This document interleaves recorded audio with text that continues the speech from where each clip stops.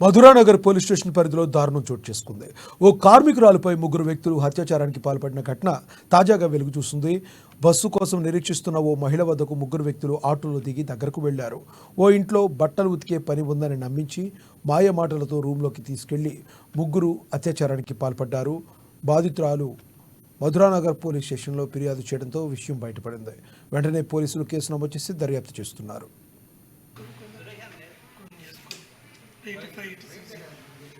ఇక్కడ ఉన్నటువంటి వారు కూడా గ్రామస్తులు కూడా అందరూ అండగా నిలబడి తల్లిదండ్రులకి మరి ఈరోజు మరి ప్రభుత్వంలో తరపున ఏదన్నా మరి వాళ్ళు ఎక్స్పెక్ట్ చేస్తూ అడగటం జరుగుతుంది. సో కాబట్టి అబ్బాయి మరి వాళ్ళ తల్లిదండ్రుల యొక్క సోషల్ బ్యాక్గ్రౌండ్ చూసుకొని మరి గౌరవ కలెక్టర్ గారు మరియు మా డైరెక్టర్ గారు మరి తప్పకుండా వాళ్ళకి ఎక్స్గ్రేషియా ఇద్దామనేటువంటి నిర్ణయం తీసుకున్నారు.